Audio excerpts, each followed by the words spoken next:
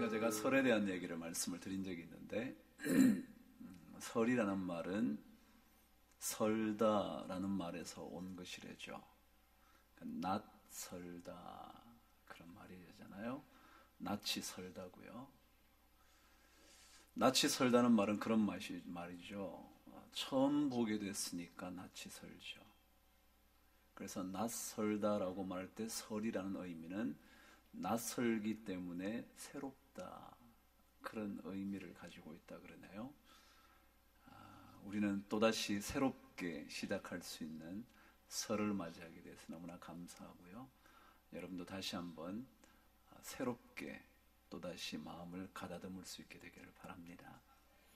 또 설에는 그런 뜻이 있다 그러네요. 설은 아마도 햇수를 의미한다고 그럽니다. 해, 한 해, 두 해, 세 해 이런 해를 의미해서 이것이 나중에 살로 바뀌었다네요. 그래서 여러분 몇 살입니까? 걔 몇 살이지? 라고 말할 때 이 살이 설에서 왔다는군요. 그런 설도 있다 그래요. 네. 여러분도 또 한 해 지나면서 여러분의 믿음의 나이가 한 살 더 먹게 되신 것 같습니다. 그래서 믿음이 점점 더 나이가 들어감에 따라 우리 몸도 커지고 마음도 성숙해지듯이 믿음의 살이 더해질 때 여러분도 더 큰 믿음의 삶을 살게 되기를 바랍니다. 세 번째는 뜻이 뭐냐면 이러다 언제 설교하나 그러시겠죠? 네. 옛날 사람들은 설을 신일이라 그랬습니다. 신자가 신중할 신자 혹은 근신할 신자, 신일. 새해를 맞으면서 조심스럽게 출발해야 된다. 왜요? 낯선 거니까, 처음 보는 거니까 조심스럽게 맞아라 라고 생각해서 신일이라 그러기도 했답니다. 아무튼 또다시 2월에 2014년 처음 맞는 그런 첫 주라고 생각할 때 여러분과 제가 또다시 흐트러진 마음을, 흐트러진 신앙을 다잡아 조심스럽게 출발할 수 있게 되기를 바랍니다. 우리 함께 하나님 말씀 읽도록 하겠습니다. 빌레몬서 1장 말씀입니다. 빌레몬서 1장. 제가 가지고 있는 성경 351면입니다. 빌레몬서는 한 장밖에 없는 성경이라 찾기가 굉장히 어렵습니다. 그래서 제가 페이지를 알려드립니다. 351면 빌레몬서 1장 8절에서 15절까지 우리 함께 말씀을 보도록 하겠습니다. 제가 8절을 읽고 여러분이 9절을 읽는 교독으로 읽도록 하겠습니다. 교회 처음 오신 분들은 교독이란 말을 잘 모르시잖아요, 그죠? 네, 교독이 뭔가 모르실 것 같아서 번갈아 가면서 읽는다 그런 뜻인 것 같습니다. 그래서 혹시 교회 처음 오신 분들은 번갈아 가면서 읽으니까 제가 읽고 여러분이 읽고 이렇게 제가 읽도록 하겠습니다. 8절을 읽겠습니다. 이러므로 내가 그리스도 안에서 아주 담대하게 내게 마땅한 일로 명할 수도 있으나 도리어 사랑으로서 간구하노라. 나이가 많은 나 바울은 지금 또 예수 그리스도를 위하여 갇힌 자 되어 갇힌 중에서 낳은 아들 오네시모를 위하여 내게 간구하노라. 그가 전에는 내게 무익하였으나 이제는 나와 내게 유익함으로 내게 그를 돌려 보내노니 그는 내 신복이라. 그를 내게 머물러 있게 하여 내 복음을 위하여 갇힌 중에서 내 대신 나를 섬기게 하고자 하나 다만 내 승낙이 없이는 내가 아무것도 하기를 원하지 아니하노니 이는 너의 선한 일이 억지같이 되지 아니하고 자의로 되게 하려 함이라. 아마 그가 잠시 떠나게 된 것은 너로 하여금 그를 영원히 두게 함이리니. 아멘.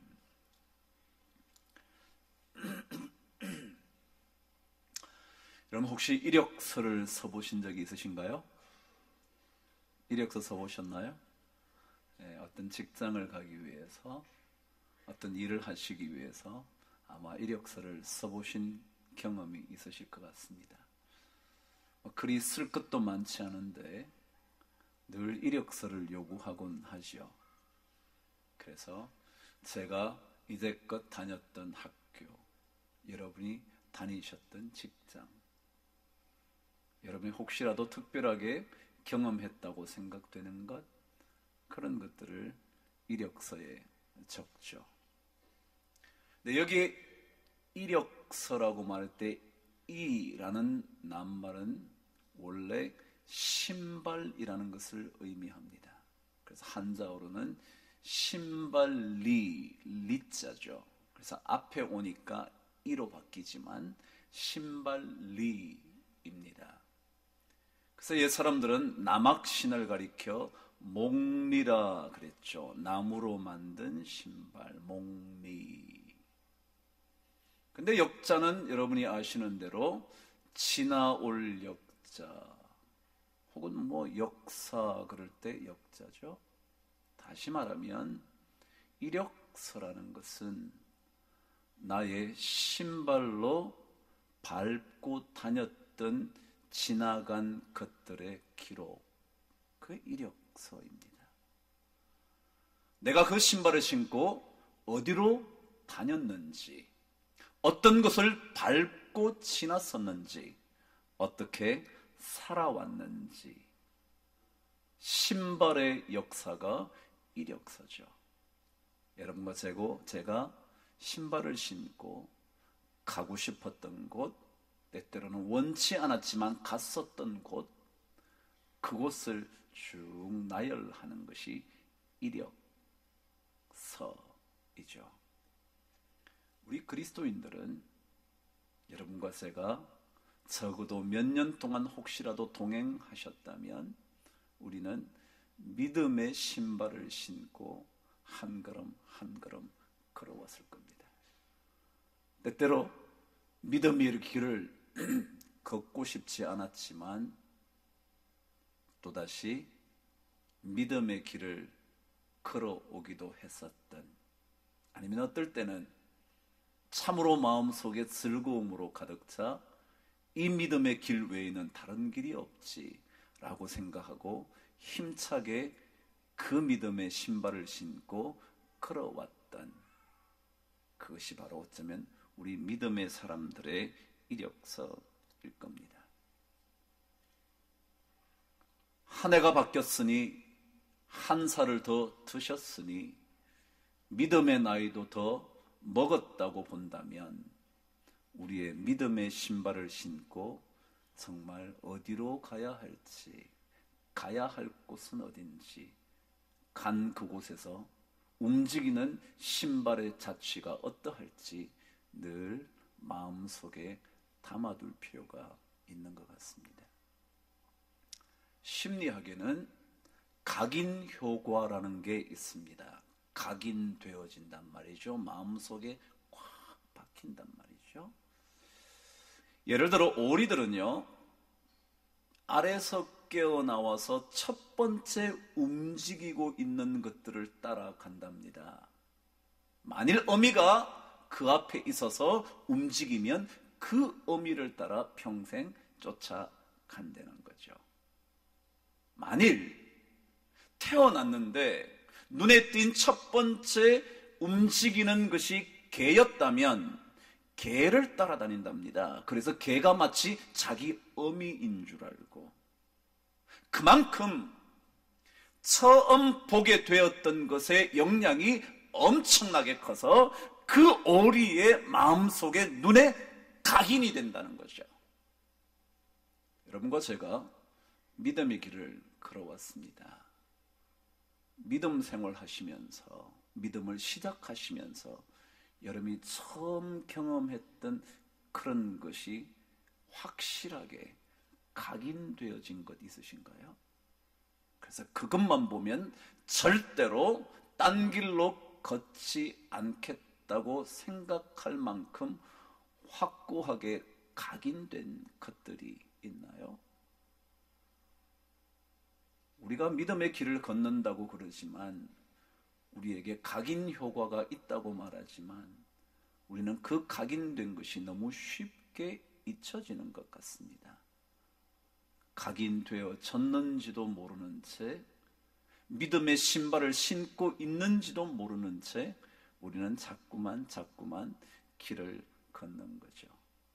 그래서 언젠가는 믿음의 이력서를 쓸 때 글이 쓸 것이 없어지고 마는 그런 인생은 아닐까 생각합니다. 오늘 말씀은 사도 바울이 빌레몬이라는 사람에게 보낸 편지입니다. 아주 짧은 편지죠. 오늘 읽었던 말씀이 어쩌면 빌레몬서의 전체 내용 다 보여주는 것인지도 모릅니다. 아마도 빌레몬이라는 사람은 골로새에 살고 있는 사람이었는데, 사실 사도 바울은 한 번도 골로새에 가본 적도 없었는데 이 빌레몬에게 편지를 쓰는 겁니다. 아마도 사도행전의 기록을 보면 빌레몬은 에베소에 사도 바울이 복음을 전할 때 그때 아마도 사도 바울을 만나지 않았을까 생각을 한답니다. 어쨌거나 골로새에 가보지 않았던 사도 바울이 골로새에 있는 빌레몬에게 편지를 쓴 이유는 한 사람 때문이었다는 거죠. 여러분이 오늘 읽으신 대로 오네시모라는 빌레몬의 예전 종이었던 사람 때문에 편지를 쓴 겁니다. 근데 이 오네시모라는 종은 아마도 빌레몬 주인으로부터 도망쳐 나왔는데, 무슨 이유 때문인지는 정확하게 알 수는 없지만 아마도 어쨌거나 주인으로부터 도망쳐버린, 그 당시 종이라는 것은 주인의 소유물이었으니까 도망가 버렸다면 무언가 문제가 있었던 것이었겠죠. 근데 그 종 때문에 편지를 쓴 겁니다. 근데 그 종에 대하여 편지를 쓰면서 이 종 오네시모는 내가 예수 그리스도 때문에 감옥에 갇혀 있는 동안 갇힌 중에서 얻게 된 아들이라고, 아들과 같은 사람이라고, 이 사람을 좀 다시 한번 받아줬으면 좋겠다고 편지를 쓴 겁니다. 자, 여러분 잘 보세요. 사도 바울은 오네시모를 낳은 적이 없었죠? 낳았다면 오늘 말씀대로 예수 그리스도 때문에 그를 만나 그를 아들로 삼았다니 아마도 우리는 충분히 이 아들을 믿음의 아들이라고 말할 수 있겠죠. 믿음의 아들에 관하여 썼다면 이 이야기는 분명히 믿음에 관하여 연결되어진 이야기일 거라는 생각이죠. 그래서 오늘 말씀을 저는 읽다가 지난주와 마찬가지로 우리 그리스도인들의 믿음의 시각이라는 게 어떤 걸까? 사도 바울이 오네시모 믿음으로 얻게 된 아들에 관한 이야기를 빌레몬에게 적었으니까 분명히 여기에는 믿음의 얘기가 적힐 텐데 사도 바울이 가지고 있었던 믿음의 시각은 어떤 것이었을까? 한번 말씀을 통해서 묵상해 보려고 하는 거죠. 오늘 말씀을 통해서 사도 바울이 우리에게 보여주는 믿음의 시각 첫 번째 모습은 11절에 이렇게 기록된 것 같습니다. 읽어보시죠. 시작. 그가 전에는 내게 무익하였으나 이제는 나와 내게 유익함으로 라고 했습니다. 제가 다시 한번 읽습니다.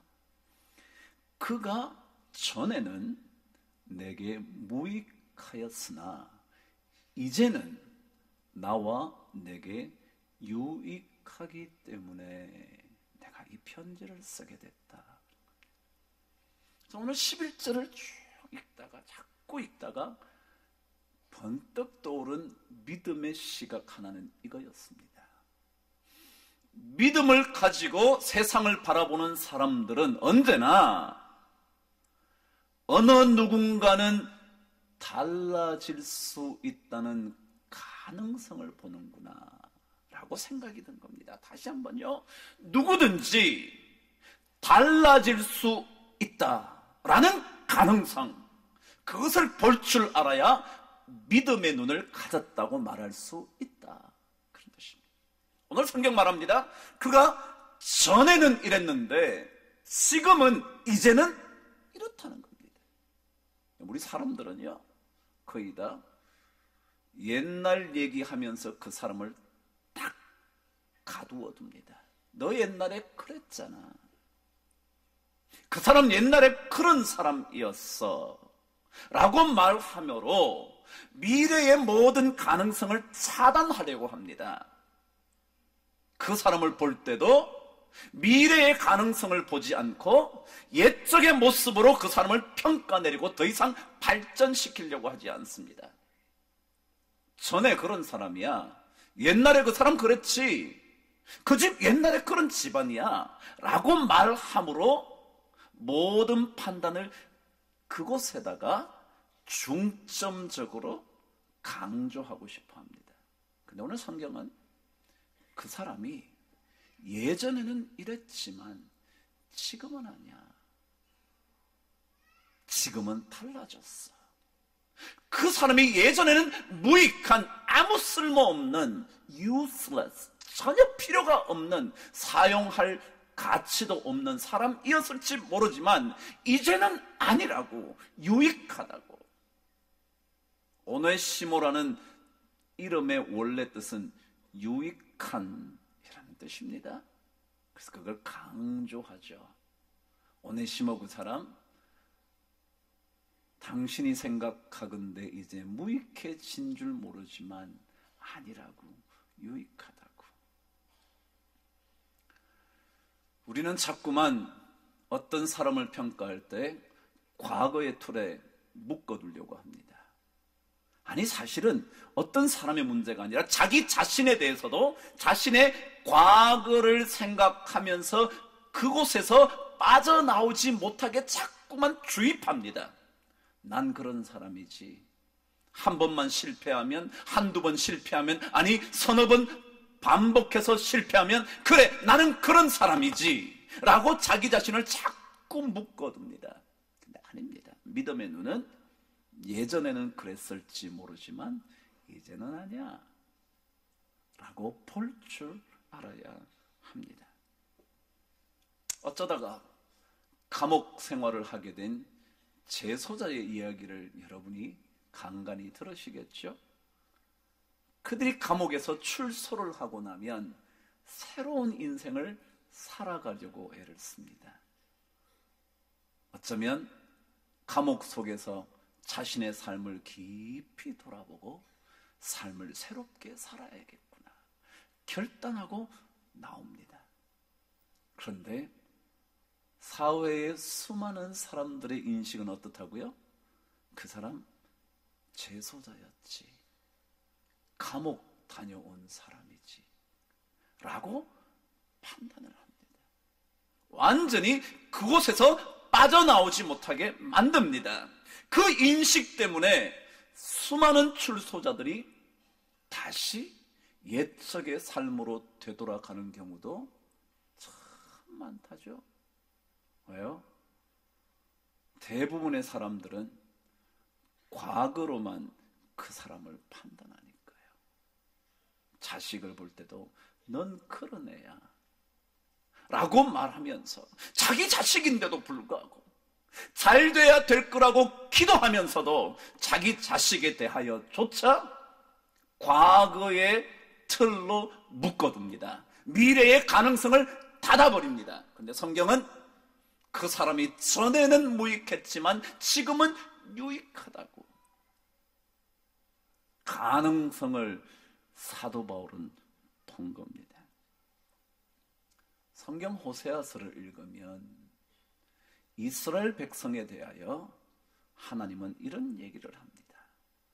더 이상 이스라엘 백성을 로암이라고 하지 말라고. 암미라는 뜻은 뭐냐 하면 히브리어로 내 백성이라는 뜻이고요. 로라는 접두어는 반대 뜻, 아니라는 뜻을 가진 not이라는 no라는 뜻을 가진, 그래서 내 백성이 아니라고 말하는 것이 로암미입니다. 그것만이 아니라 이스라엘 백성을 가리켜 루하마라고 불렀습니다. 루하마라는 뜻은 긍휼을 받는 사람, 긍휼을 받는다. 근데 로가 붙었으니 또다시 긍휼을 받을 수 없다, 긍휼을 더 이상 줄 수 없다라고 생각했던 백성들이 이스라엘 백성이었답니다. 그런데 하나님께서 그들을 가리켜 뭐라 그랬냐면 더 이상 내 백성을 로암미라고 하지 않고 암미라고 할 것이며 로루하마로 부르지 않고 루하마로 부르겠다. 그래서 내 백성이 되어 긍휼을 입게 해주겠다라고 말씀을 하는 겁니다. 하나님은 로루하마에서 루하마로, 과거에는 로암미였을지 모르지만 지금은 암미라고, 내 백성이라고 그렇게 표현합니다. 믿음의 사람들은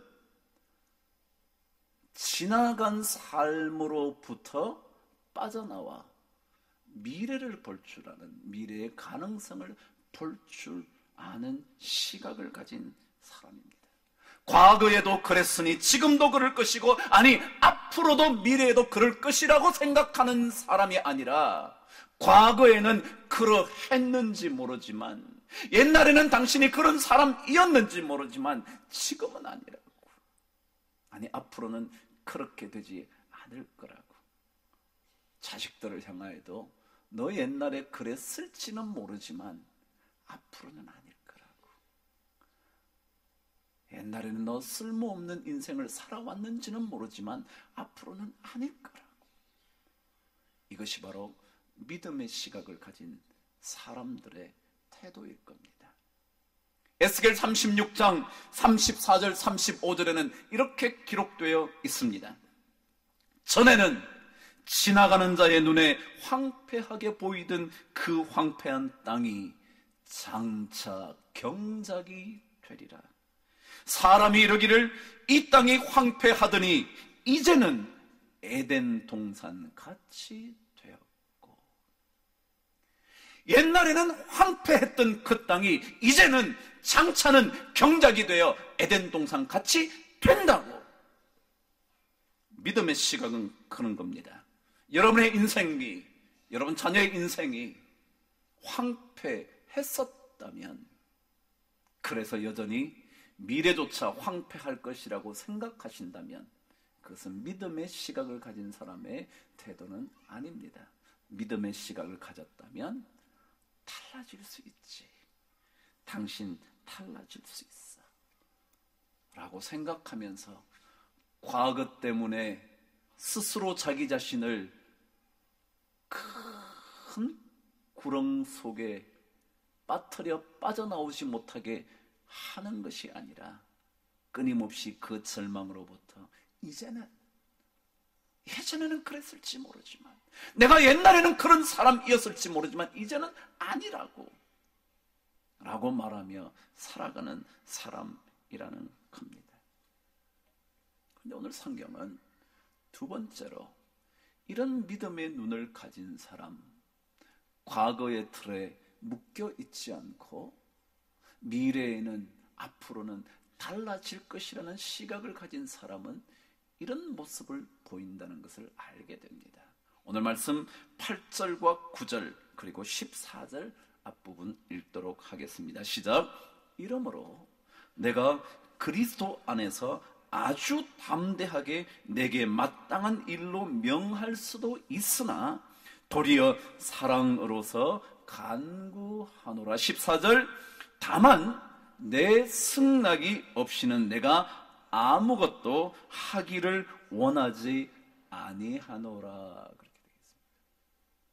무슨 얘기냐 하면, 사도 바울이 빌레몬에게 편지를 써서 오네시모를 다시 좀 받아주면 어떻겠냐. 그가 예전에는 쓸모없는 사람이었지만 이제 유익한 사람이 되었다고 내가 감옥에서 그를 만나보니까 그렇게 느껴진다고 받아달라고 라고 편지를 보내면서 그가 뭐라고 말하냐면, 내가 빌레몬 당신에게 명령할 수 있는 그런 충분한 위치에 있지만 당신에게 사랑으로 부탁한다고, 당신 승낙 없이는 내가 하지 않겠다고 라고 말하는 것을 보면서, 믿음의 시각을 가진 사람들은 상대방의 입장을 생각할 줄 아는구나. 아마도 사도 바울에게 영향을 받았던 빌레몬이, 꽤나 부유했던 빌레몬이, 오네시모만이 아니라 많은 종들이 있었을 빌레몬이, 그래서 성경 오늘 1장 뒷부분에 가보면 많은 사람을 섬겼다는 얘기가 나오는데, 그런 사람이 사도 바울의 말씀에 영향을 받았기 때문에 사도 바울이 말만 하면, 명령만 내리면 순종할 준비가 되어 있었을 텐데도 불구하고 오늘 말씀 그대로 충분히 그렇게 말해도 당신이 들을 것이라고 내가 생각하지만, 내가 당신 허락 없이는, 당신이 먼저 동의해 주지 않고는 내가 이 일을 하지 않겠다고 상대방의 입장을 물어본, 요즘 표현으로 말하면 배려할 줄 알았던 사람이 바로 사도 바울 같습니다. 다시 말하면 믿음의 시각을 가진 사람은 상대방의 입장을 존중할 줄 안다는 겁니다. 요즘 이 시대에 사라져버린 미덕 하나가 있다면 배려하는 마음입니다. 예의라고 말할 수도 있을지 모르겠습니다. 옛날에는 스승이나 어른이 함께 걷게 된다면 그분의 그림자조차 밟지 않으려고 조심했다는데, 어르신 먼저라고 말씀했다는데, 요즘은 지하철에 타서 어르신이 서 있든지 말든지 내가 먼저 앉았는데, 내가 먼저 앉았으면 내가 권리가 있지 라고 생각하게 되어버린, 그러다가 혹시라도 젊은이 자리 좀 양보해 주지 라고 말했다가 오히려 봉변을 당하게 되는 시대가 되어버린, 그런 시대에 믿음을 가진 사람들은 상대방의 입장을 한 번 더, 내가 당신에게 명령할 수 있지만 당신의 승낙 없이는, 허락 없이는, 당신이 동의해 주지 않으면 하지 않겠다고 말할 줄 아는 그런 인생을 살게 된다는 겁니다. 우리는 너무 우리 생각에만 갇혀 있습니다. 상대방의 입장 전혀 배려하지 않습니다. 교회도 마찬가지입니다. 세상과 하나 다를 것 없이 조금만 양보하면 되는데, 조금만 배려하면 되는데, 우리는 그것을 다 놓쳐버린 채 우리 생각만 옳다고 주장하다가 끊임없이 싸움을 그치지 못하고 있는 것 같습니다. 일본의 유명한 사진 작가이며 여행 작가 한 사람이 있답니다. 이름은 후지와라 신야라는 사람이라는데, 그분은 독특한 특징 하나를 갖고 있다 그러네요. 그게 뭐냐 하면, 그분이 사진을 찍을 때 어떻게 찍죠? 너무 어려운 질문이죠. 사진 요즘 휴대폰으로 찍다 보니까 뭐 어떻게 찍는지 사진 잊어버리셨죠? 여러분, 카메라를 들고요, 사진을 찍을 때 오른쪽 눈으로 찍습니다. 여러분 가만히 생각해보면 카메라를 들고 이렇게요, 오른쪽 눈으로 뷰파인더를 그러죠. 뷰파인더를 이렇게 보고 찍거든요. 오른쪽. 근데 이 사람은 왼쪽 눈을 가지고 찍는다는 겁니다. 카메라를 들고 이렇게 찍는다는 거죠. 옛날 이렇게 찍는 건데 왼쪽 눈으로 찍는다는 거예요. 이유가 뭐냐 그랬더니 그분이 이런 얘기를 했답니다. 우리 뇌는 좌뇌와 우뇌의 역할이 다른데, 눈도 오른쪽 눈이 보는 것과 왼쪽 눈에 보는 것이 다를 수 있을 겁니다. 우리는 전부 다 오른쪽 눈만 가지고 사진을 찍지만 사실은 왼쪽 눈으로 보면 다르게 보일지 모릅니다. 그래서 저는 왼쪽으로 사진을 찍지요. 자, 한번 보세요. 우리 뇌가 좌뇌와 우뇌가 다르듯이 이 작가에 의하면 우리 눈이 오른쪽 눈과 왼쪽 눈이 보는 것이 다를 수 있는데 우리는 왜 그렇게 상대방을 이해해 주려고 하지 않는 걸까요? 다를 수 있는데, 틀린 것만은 아닌데, 조금 다른 건데 상대방의 입장을 배려하지 않는 채 우리는 믿음 생활을 하고 있지는 않은가? 구원에 대하여서야 어느 누구에게도 포기할 수 없는 순교의 양심을 가지고 살아야겠지만 나머지 것들은 다 양보할 수 있는데, 혹시 그쪽으로 생각할 수 있는데, 사도 바울이 충분히 빌레몬에게 명령할 수 있었지만 그는 당신에게 명령할 권한이 나에게 있지만 사랑으로 부탁한다고, 허락해주면 할 것이고 허락하지 않으면 하지 않겠다고 말한 것을 보면서 혹시라도 우리의 믿음의 삶을 살아가는 모습이 사도 바울처럼 되면 더 좋지 않을까. 그래서 교회 안에서도 조금은 다른 사람의 입장을 한 번만 이해해 줄 수만 있다면 그것이 더 믿음의 삶이 되는 것은 아닐까 생각이 든 거죠. 오늘 결론으로 성경은 우리에게 세 번째 믿음의 시각을 가진다는 것은 이런 것일 거다 추측해 낼 수 있는 15절 말씀을 저와 함께 읽겠습니다. 시작. 아마 그가 잠시 떠나게 된 것은 너로 하여금 그를 영원히 두게 함이리다. 말씀을 읽어봤더니 그래요. 오네시모가 뭔가를 잘못해서 당신 곁을 떠났다고.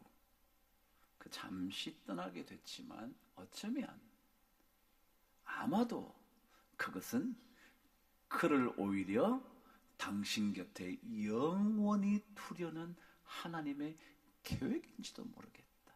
사도 바울이 그렇게 읽은 겁니다. 다시 말하면 믿음의 시각이라는 것은 어떤 사건이든지 모든 것을 하나님의 계획으로 인식하고 볼 줄 아는 것, 그게 믿음의 시각이다.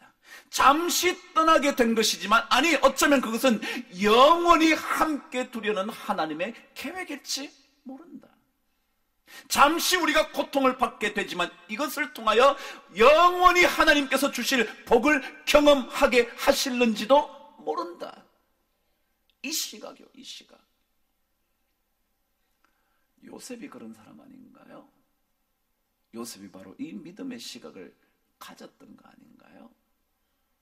형들에게 그러죠. 형들이 나를 이곳에 팔았으므로 근심하지 마옵소서.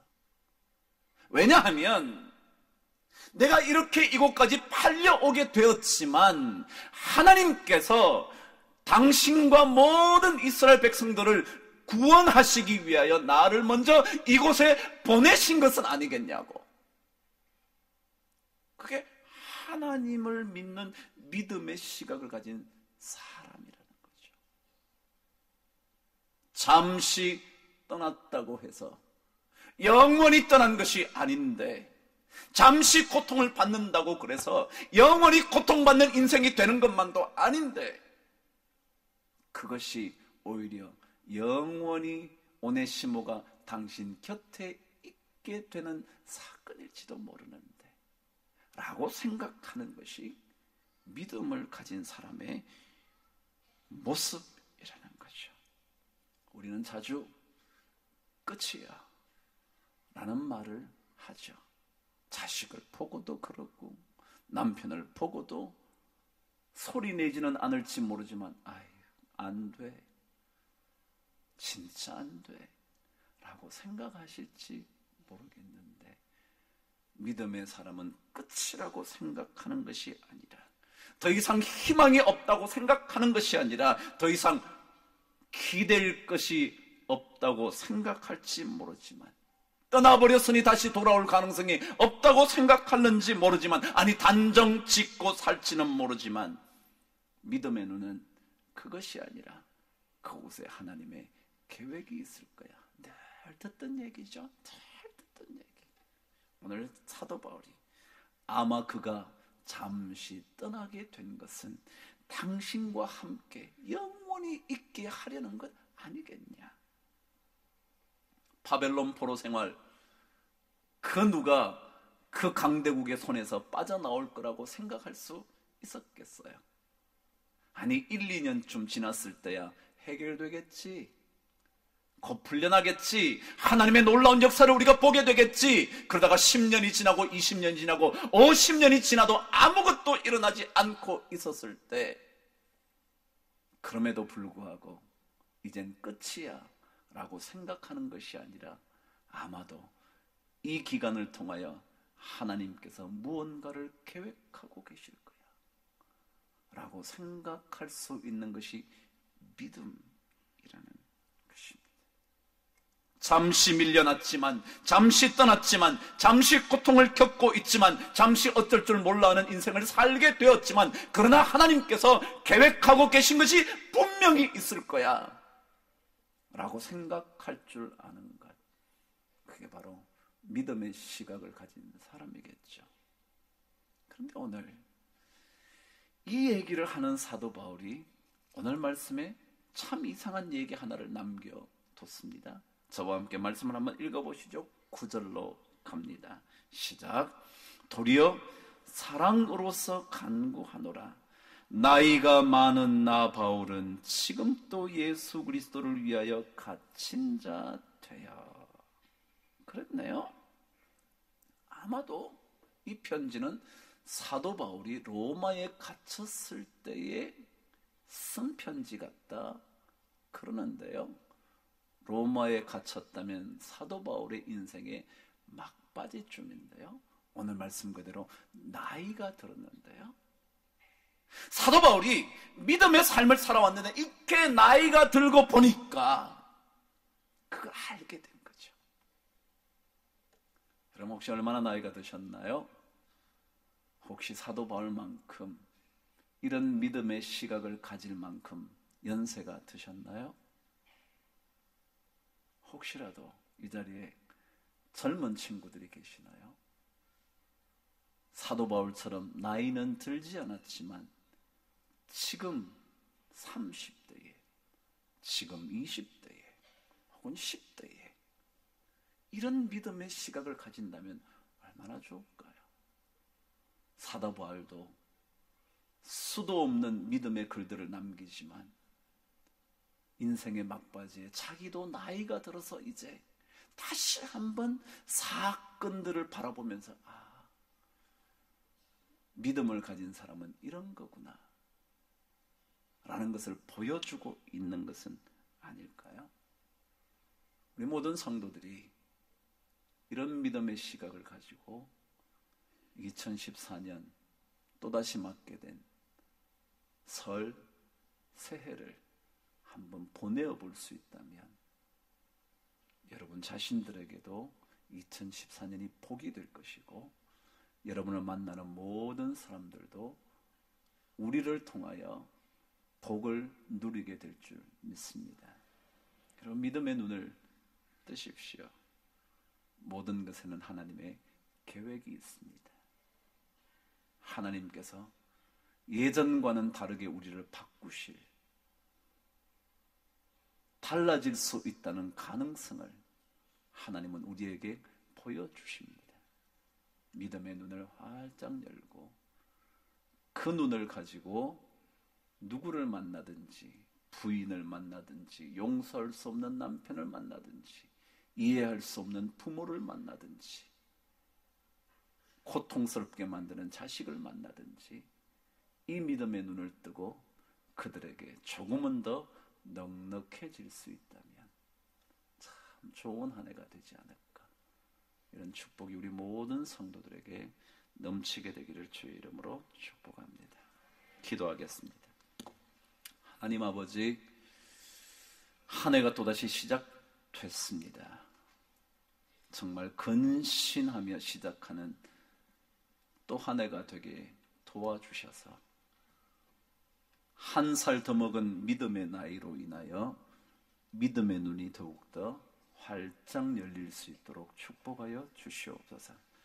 그 믿음의 눈으로 어떤 사건이든지 하나님의 계획을 볼 줄 아는, 잠시 떠나갔지만, 잠시 고통을 당하지만, 잠시 내 인생이 어쩔 줄 모르는 불행 속에 잠겨 있다 할지라도 영원한 하나님의 놀랍고도 아름다운 계획을 볼 줄 아는 믿음의 사람 되게 하여 주시옵소서. 예수 그리스도 이름으로 기도드립니다.